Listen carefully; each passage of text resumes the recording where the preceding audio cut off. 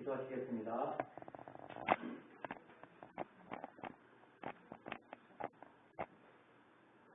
영광 받으시기에 합당하신 살아계신 하나님 아버지, 초록빛으로 물들어가는 4월의 마지막 주를 맞이하며 거룩한 성전에 모여 하나님을 찬양할 수 있는 복을 허락하신 은혜에 감사합니다.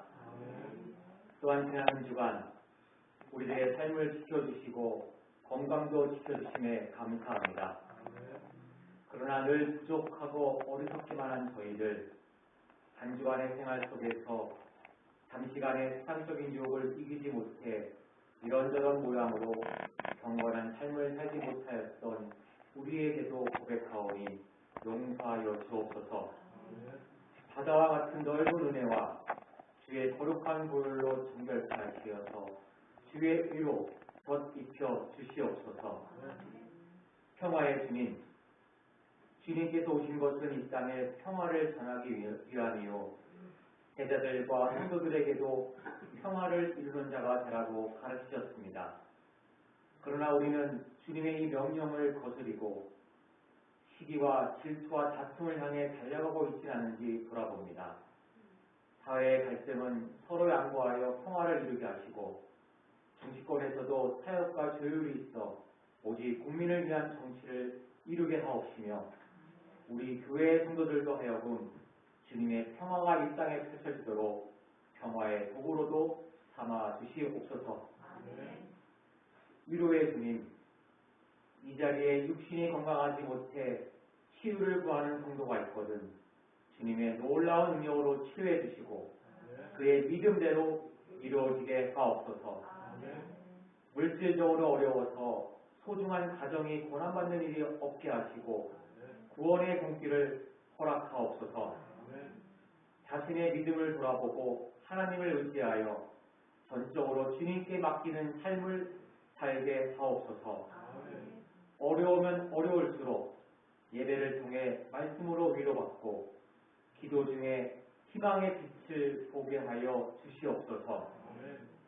교회를 사랑하시는 주님, 봄내교회에 신령한 은혜와 복을 주시며 교회에 나오는 자마다 성령의 충만함을 주시고 엎드려 기도할 때마다 들어주시고 응답하여 주옵소서. 주님의 뜻을 따라 섬기며 봉사하는 교회가 되게 하시고 복음 증인의 사명도 뜨겁게 감당하게 하옵소서. 교회에 속한 여러 기관들도 기억하시사 주님의 교회를 위하여 더욱 온전히 힘차게 맡겨진 사명을 잘 감당할 수 있도록 제 힘과 능력을 부어 주옵소서. 말씀 전하실 목사님 붙들어 주시어 권세 있는 말씀을 선포하게 하시며 우리는 그 말씀에 힘입어 한 주간 승리하며 살아가게 하옵소서. 우리가 말씀으로 무장하여 이 전을 나서게 될 때에는 하나님의 군사로서 세상을 이길 충만한 믿음을 갖고 강건해지게 하옵소서. 예배 속에 성령님께서 모든 성도들의 심령을 감화시켜 주셔서 메마른 우리 마음을 촉촉하게 물기를 머금게 하시고 예배를 위하여 봉사하는 모든 성도들, 교회의 모든 가정들에게 크신 은혜와 복을, 평안을 주시옵소서. 신령과 진정으로 하나님께 예배하며 언제나 우리들의 삶의 주관자가 되시고 동행해 주시는 예수님의 이름으로 기도하옵나이다. 성경 말씀은 누가복음 24장 28절로 35절까지입니다. 누가복음 24장 28절로 35절입니다.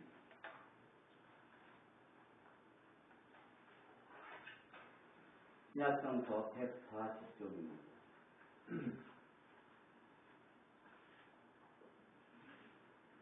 누가복음 24장 28절로 35절입니다. 그들이 가는 마을에 가까이 가매 예수는 더 가려 하는 것 같이 하시니 그들이 강권하여 이르되 우리와 함께 유하사이다. 때가 저물어가고 날이 이미 기울었나이다 하니 이에 그들과 함께 유하로 들어가시니라. 그들과 함께 음식 잡수실 때에 떡을 가지사 축사하시고 떼어 그들에게 주시니 그들의 눈이 밝아져 그인 줄 알아보더니 예수는 그들에게 보이지 아니하시는지라. 그들이 서로 말하되 길에서 우리에게 말씀하시고 우리에게 성경을 풀어주실 때에 우리 속에서 마음이 뜨겁지 아니하더냐 하고 곧 그때로 일어나 예루살렘에 돌아가 보니 11 제자 및 그들과 함께한 자들이 모여 있어 말하기를 주께서 과연 살아나시고 시몬에게 보이셨다 하는지라. 또 사람도 길에서 된 일과 예수께서 떡을 떼심으로 자기들에게 알려주신 것을 말하더라. 아멘. 누가복음 24장 이제 8절로 35절에 있는 말씀을 가지고 엠마오 길에서의 만남이라고 하는 제목으로 말씀을 통해서 함께 은혜를 나누고자 합니다. 할렐루야. 아멘. 예수님께서 부활하시고 40일 동안 이 땅에 계시면서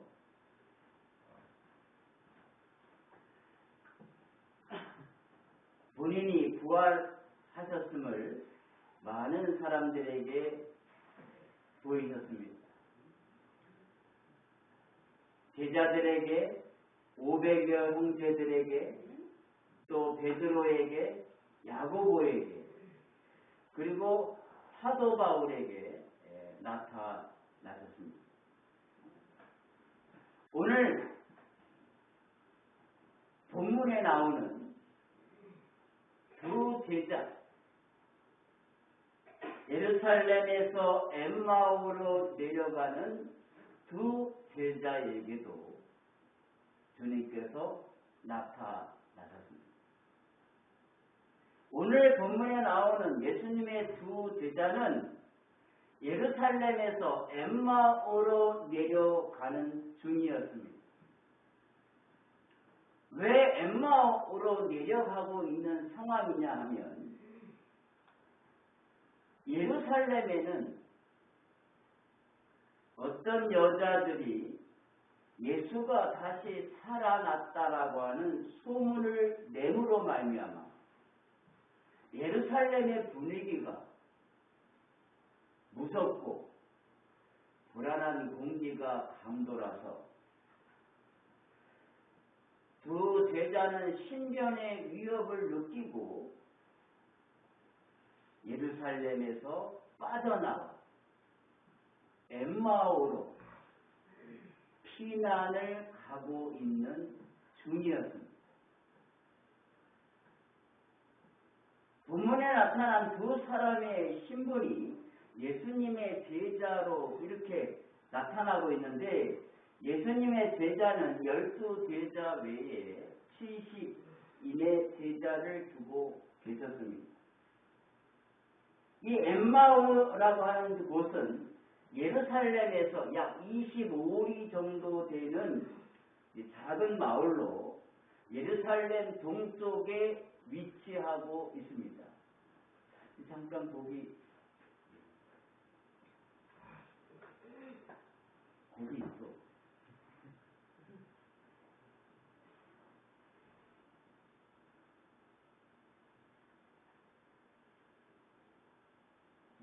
화면이 그림이 좀 이제 거기 동그랗게 된 데가 있을 거예요. 더 크게.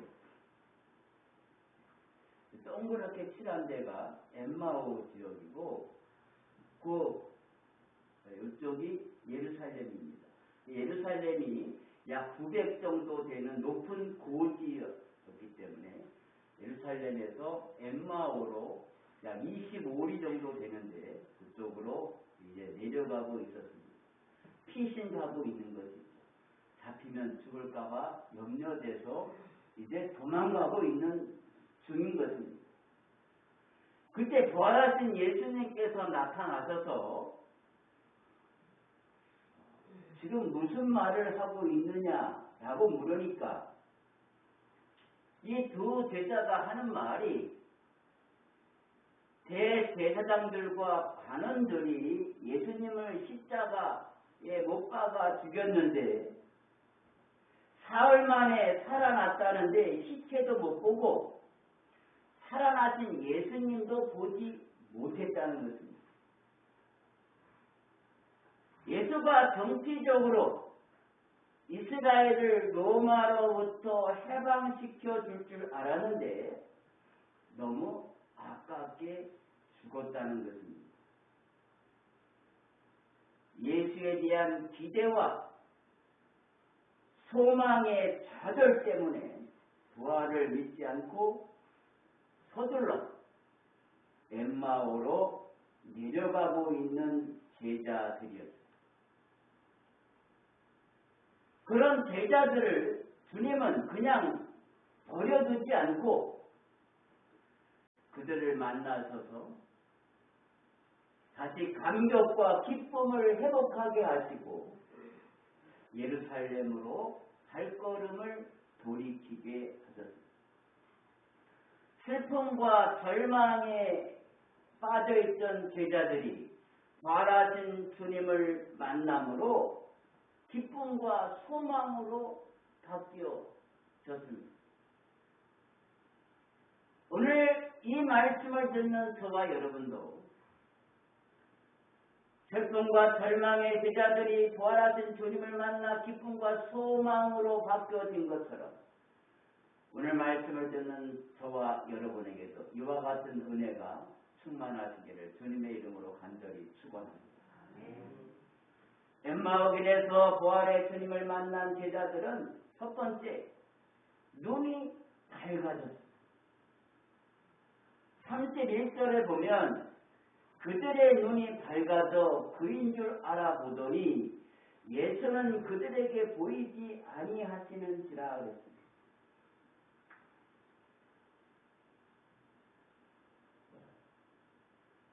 주님을 만나기 전에는 나는 죽을지 모른다는 예루살렘의 공포 분위기에 쌓여 있어서 주님이 오셨지만 주님이신 줄 알지 못하게 된 것입니다. 눈이 가리워져서 공포 분위기에 쌓여 있어서 부활하신 주님이 오셨지만 그를 알아보지 못했다는 것입니다. 그러던 그들이 31절 후반절에 보면 저희와 함께 음식 잡수실 때에 떡을 가지사 축사하시고 떼어 저희들에게 주시매 저희 눈이 밝아져 그인 줄 알아보았다고 했습니다. 제자들이 떡을 받아 먹었을 때 눈이 밝아져서 자기와 함께 하신 분이 평범한 나그네가 아니라 부활하신 주님인 것을 알게 되었다는 것입니다. 신앙은 영적인 눈이 열려서 예수를 알아보는 데서부터 시작되는 것입니다. 열왕기하 6장 8절 이하의 말씀 보면 아람 왕이 자기의 모든 비밀과 계획을 알고 이스라엘 왕에게 이야기해 주는 엘리사를 죽이려고 엘리사가 머물고 있는 도단성을 마병과 병거로 또 많은 군사들로 성을 에워쌌습니다. 엘리사의 사원 종인 게하시가 이 광경을 보니까 정말 이제 큰일 났습니다. 이젠 죽게 생겼습니다. 게하시가 엘리사에게 선생님, 우리가 이제 죽게 됐습니다. 아람 왕이 병거와 마병과 군사들로 우리를 둘러싸고 있습니다. 엘리사가 게하시의 눈을 뜨게 했다고 기록하고 있습니다. 그러자 하나님의 불말과 불병거가 산에 하고 엘리사를 둘러싸고 있는 모습이 게하시의 눈에 보였습니다.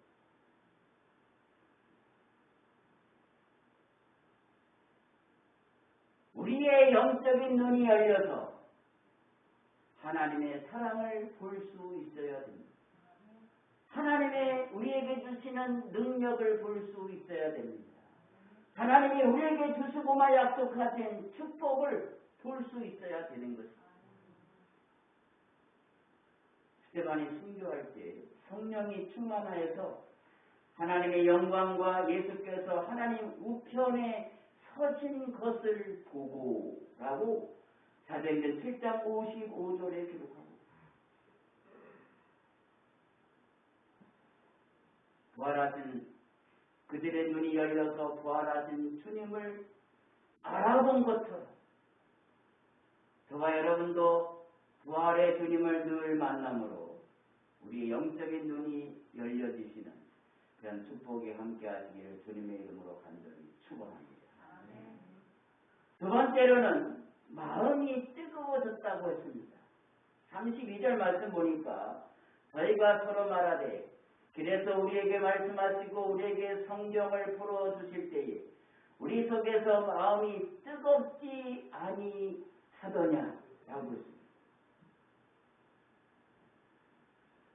그들과 동행하던 낯선 사람이 예수였다는 사실을 아는 순간에 예수님은 사라지고 두 사람은 길을 걸으며 느꼈던 감정들을 회고하면서 자신들의 마음이 뜨겁게 타올랐던 그런 기억을 되살리고 있습니다.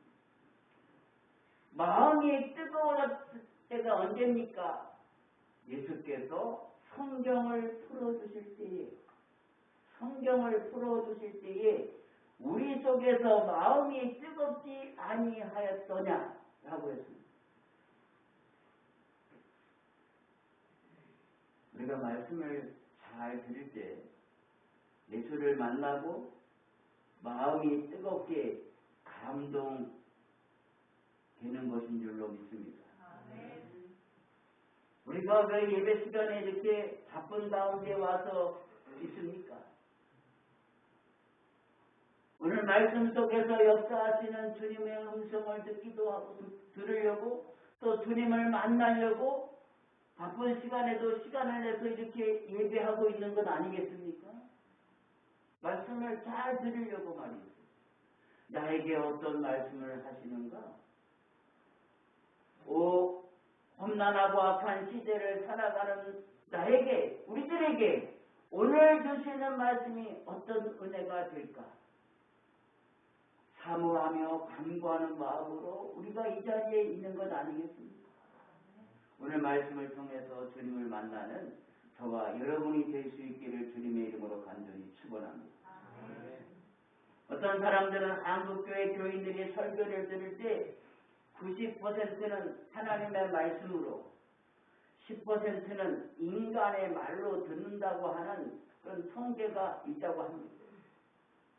정확한 데이터인지는 잘 모르겠습니다만 그래도 10명 가운데 9명은 하나님의 말씀으로 듣는다는 것이지. 난 한 50% 정도인 줄 알았더니 그래도 90%가 하나님의 말씀으로 듣는다는 것입니다. 설교를 오늘 강단에서 선포되어지는 말씀 목사의 사상이나 철학으로 듣지 않고 오늘 하나님의 말씀으로 받을 때 그 말씀 속에서 나에게 역사하시는 주님의 음성을 듣고 주님을 만나고 또 내 마음이 뜨겁게 감동받게 된다고 하는 것을 믿는 성도가 되시기를 간절히 기원합니다. 설교뿐만 아니라 우리가 하나님의 말씀을 읽을 때도 하나님의 말씀으로 믿고 읽을 때 오늘 말씀 속에서 나에게 역사하시는 주님의 음성을 듣고 또 내가 말씀을 읽음으로 하나님의 말씀으로 믿고 읽을 때 내 마음이 뜨거워지게 되는 것입니다.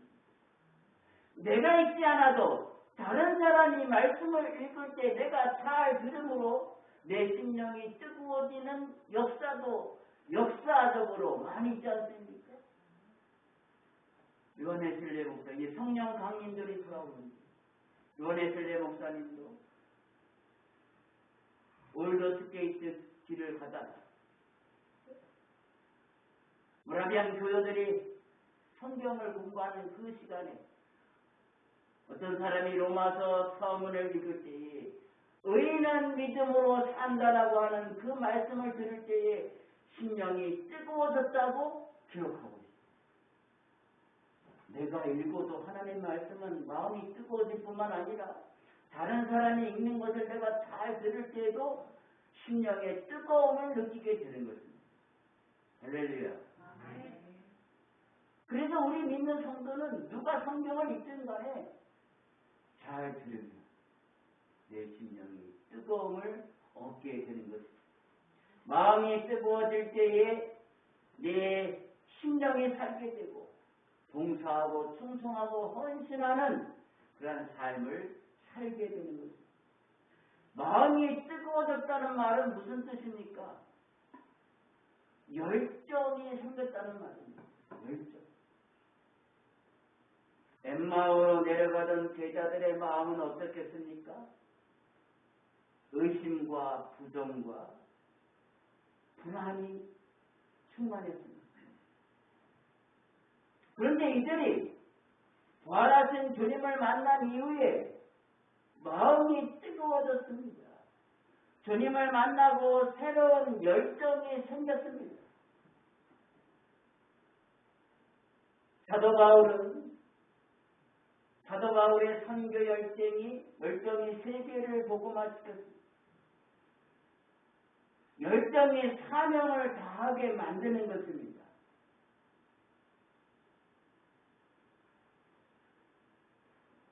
베토벤이 청각장애를 앓고 있으면서도 그가 열정적으로 작곡을 했습니다.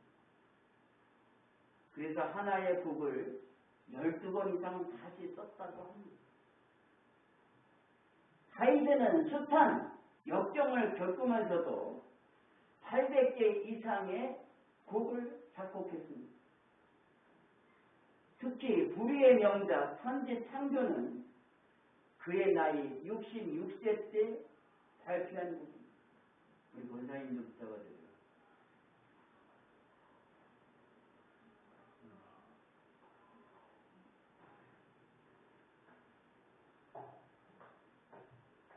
우리가 주님을 1년, 2년, 혹은 10년, 20년 점점 믿으면서 우리의 열정이 점점 올라가는 것이 아니라 점점 믿으면서 우리 열정이 점점 식어가는 데 문제가 아닐 수 없습니다.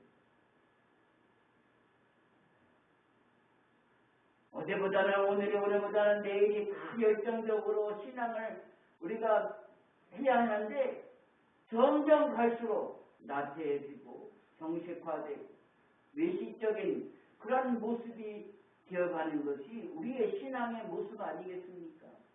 오늘 그러한 우리의 신앙의 모습 속에 늘 부활하신 주님을 만나 열정으로 뜨거워지고 늘 주님을 위해 헌신하고 봉사하고 충성하는 그런 복된 성도가 될 수 있기를 주님의 이름으로 간절히 축원합니다. 세 번째로는 주님을 만난 제자들은 입이 열렸습니다. 33절로 35절의 말씀 보니까 곧 그 시로 일어나 예루살렘에 돌아가 보니 11제자 및 그들과 함께한 자들이 모여 있어 말하기를 주께서 과연 살아나시고 시몬에게 보이셨다 하는지라. 그리고 두 사람도 길에서 된 일과 예수께서 떡을 떼심으로 자기들에게 알려주신 것을 말하더라. 두 사람이 예수를 만나 마음이 뜨거워졌을 때 해는 벌써 서산으로 쉬고 있을 때였습니다. 예루살렘까지는 25리 되는 그런 길이었으나 주저할 수 없습니다. 내가 예수를 부활하신 예수를 만났다고 하는 이 사실에 너무 감동돼서 그들은 즉시 예루살렘으로 달려갔습니다. 부활하신 부활하신 예수를 제자들에게 알리기 위해서 날이 어두웠음에도 불구하고 거리가 멀어도 아랑곳하지 않고 단숨에 달려서 엠마오에서 예루살렘으로 갔던 것입니다. 예루살렘에서 등지고 엠마오로 내려가던 산길의 걸음과 이제 예루살렘으로 돌아가는 걸음과는 많이 달랐습니다. 우리가 한번 생각해 보면 절망과 낙심과 실패의 마음으로 내려가는 발걸음이 어떻습니까? 아마 내려가는 걸음은 터벅터벅 그랬을 겁니다. 그런데 기쁨과 소망을 가지고 올라가는 그 걸음은 우리가 빠르고 힘이 있고 또 기쁜 그런 발걸음이었다는 거예요. 두 제자는 예루살렘에 가서 11제자에게 부활의 주님을 만난 사실을 전했고 떡을 떼어주시고 말씀을 풀어주실 때에 주님을 보게 됐고 또 우리 마음이 뜨거워졌고 그런 감격적인 일을 전하게 했습니다.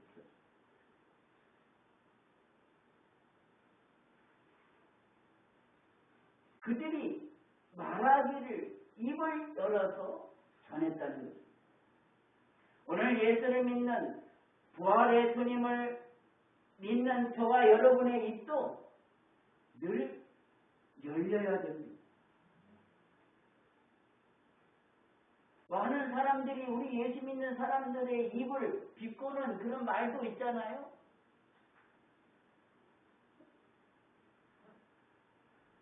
예수 믿는 사람들은 물에 빠지면 뭐만 뜬다고? 입만 뜬다고 그래요. 왜 그렇게 우리들을 평가합니까? 말이 많다는 거겠죠. 그런데 우리 예수 믿는 사람들은 예수를 전하는 데에 입이 열려 있어요. 그런데 예수를 전하는 게 아니라 쓸데없는 다른 예수하고는 상관없는 것 그런 것들을 전하니까 그렇게 비아냥거리고 우리를 속되게 그렇게 말하기도 하는 것입니다. 우리가 예수를 믿으면서 얼마나 다른 사람에게 입을 열어 전도한 적이 있습니다. 또 큰 교회는 전하지 않아도 입을 열지 않아도 건물 보고 많은 사람들이 옵니다. 물론 큰 교회도 열심히 전도합니다.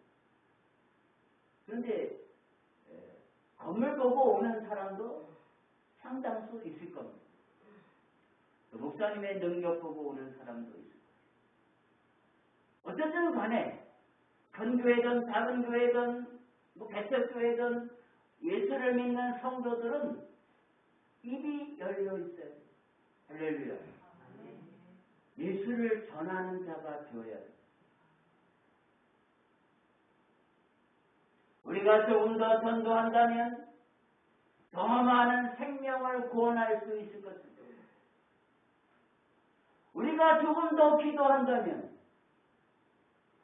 놀라운 응답을 받게 될 것입니다. 우리가 조금만 더 충성하고 헌신한다면 오늘 이 땅에 있는 모아하는 교회는 더 아름다워지고 우리가 있는 이곳이 하나님의 나라 천국화 되어가지고 우리 입이 날마다 열려져서 주님의 말씀을 전하며 은혜를 찬양하는 복된 성도가 될 수 있기를 주님의 이름으로 간절히 축원합니다. 끝으로 세 번째로는 부활의 주님을 만난 두 제자는 변화되었습니다. 어떻게? 절망이 희망과 기쁨으로 변했습니다. 그들의 실망한 내용을 본문 말씀 가운데서 보니까 우리가 읽진 않았습니다만 그들이 예수를 어떻게 생각했는가 하면 보면 1절 19절 이하의 말씀 보면 예수님을 능한 선지자로 이스라엘을 구속할 자로 믿었는데 그 메시아가 무참하게도 십자가에 달려서 돌아가셨다는 것입니다. 그래서 절망과 허물을 느끼게 되었습니다. 기대가 컸으리만큼 절망 또한 컸던 것입니다. 그래서 제자들은 희망을 상실한 채 엠마오로 내려가고 있었던 것입니다. 그런데 부활하신 주님을 만났습니다.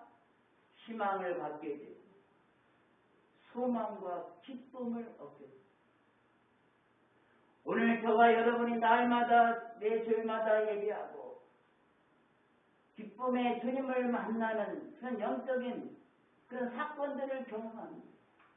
우리의 신앙의 삶이 매주일 말씀을 들으므로 우리도 기쁨과 소망을 갖고 세상으로 나가서 오늘 절망과 슬픔 가운데 있는 많은 사람들에게 부활의 주님에 대한 소망과 기쁨을 줄 수 있는 그런 복된 성도가 될 수 있기를 주님의 이름으로 간절히 축원합니다. 두 번째로 보니까 불신의 사람이 믿음의 사람으로 변해졌습니다. 제자들은 예수님께서 평소에 하시던 말씀을 믿지 아니했습니다. 12 제자뿐만 아니라 본문에 나오는 엠마오로 내려가던 두 제자도 예수님의 말씀을 믿지 아니했다는 것입니다. 어떤 여자들이 말하기를 예수가 부활 다시 살아났다는 소문을 퍼뜨린다고 그렇게 기록하고 있습니다. 22절에 보면 우리 중에 어떤 여자들이 우리로 놀라게 하였으니 이는 그들이 새벽에 무덤에 갔다가 그의 시체는 보지 못하고 와서 그가 살아나섰다 하는 천사들의 나타나심을 보았다 합니다.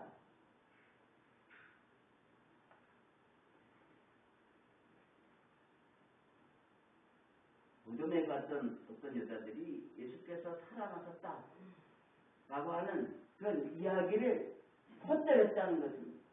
그렇다면 제자들은 평소에 주님께서 하신 말씀을 생각하고 그 사실을 믿어야 되는 것이 마땅합니다. 평소에 예수님께서 공생의 생활 동안에 내가 죽고 3일 만에 부활하리라고 하시는 말씀을 여러 차례 제자들에게 말씀하셨습니다. 그런데 제자들은 엠마오로 내려가던 두 제자는 이 사실을 믿지 못했다는 것입니다. 그래서 예수님께서 엠마오로 내려가던 두 제자들을 책망하시는 말씀이 25절에 나와 있습니다.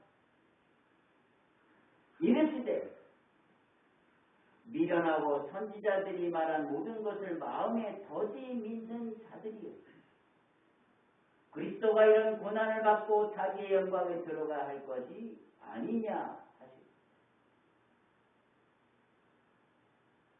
이들이 믿음이 있었다면 그 소문이 주님께서 부활하셨다라고 하는 소문이 반가웠어야 되는 거예요.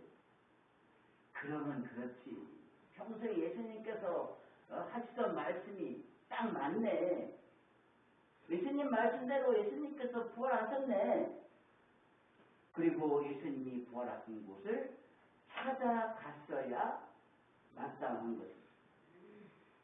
그런데 선지자들의 말하는 것을 믿지 않았기 때문에 말씀에 대한 신뢰가 없었기 때문에 오늘 본문에 예수님께서 책망하신 말씀 선지자들의 말씀을 믿지 않고 말씀에 대한 신뢰가 없었기 때문에 부활의 주님을 찾아 나서지 않고 오히려 그 소문이 너무 두렵고 떨려서 도망을 가고 있었다는 말씀입니다. 그래서 예루살렘보다는 더 멀리 있는 작은 마을로 내려가서 숨어 있을 작정이었던 것입니다. 그러던 두 제자는 이제 예수께서 하신 말씀이 믿어지게 됐어요. 주님이 부활하신 것을 보고 그 말씀이 믿어지게 되었다.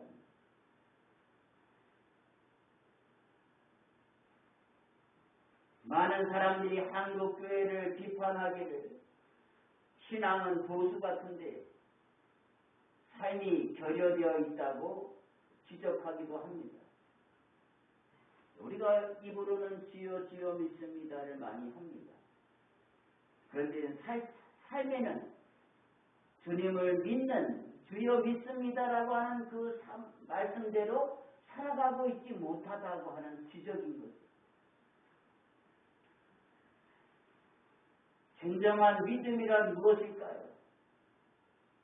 여러 가지로 해석할 수 있겠습니다만 진정한 믿음이란 순종을 말하는 것입니다. 의심을 버리고 주님을 따라가는 것을 말합니다. 어린아이가 자랄 때는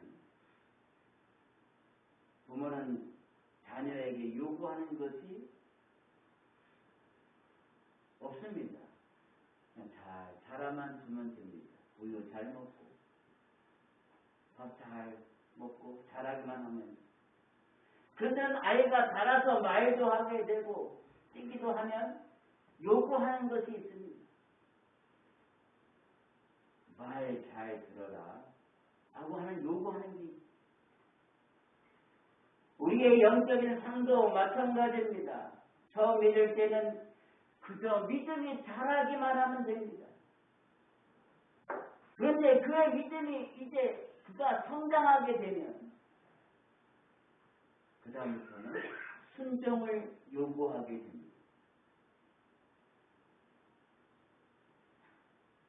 하나님께서 아브라함에게 순종을 요구했습니다. 예수를 믿는 저와 여러분, 하나님은 순종을 요구하고 계십니다.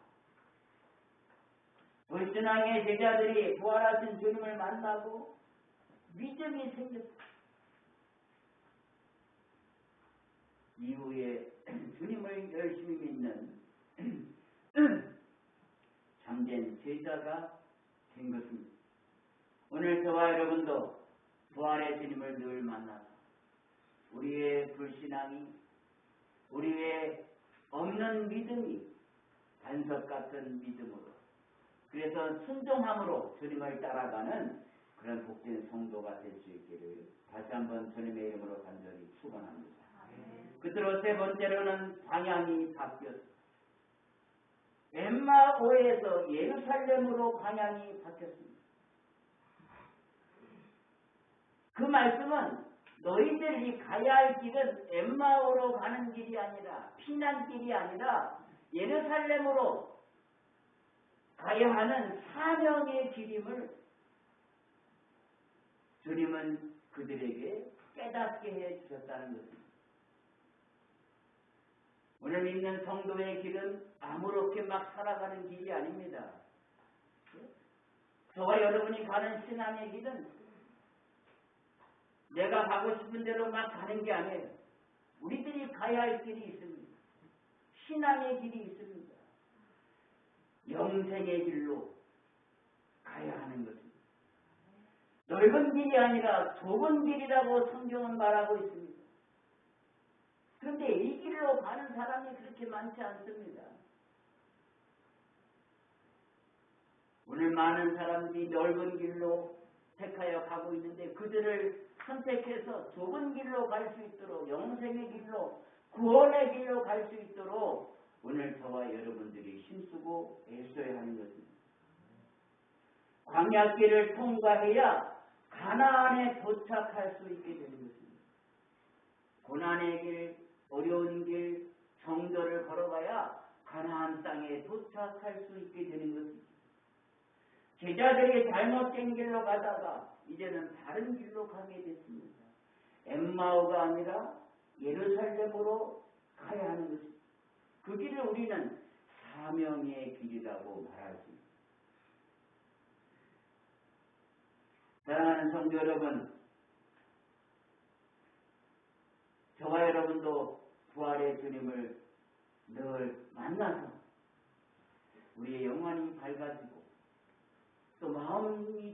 뜨거워지며 우리의 입을 열어 날마다 복음을 증거하며 저와 여러분의 신앙의 삶이 일신우일신되는 그런 성숙되어가는 복된 삶이 될 수 있기를 또 성도가 되시기를 주님의 이름으로 간절히 축원합니다.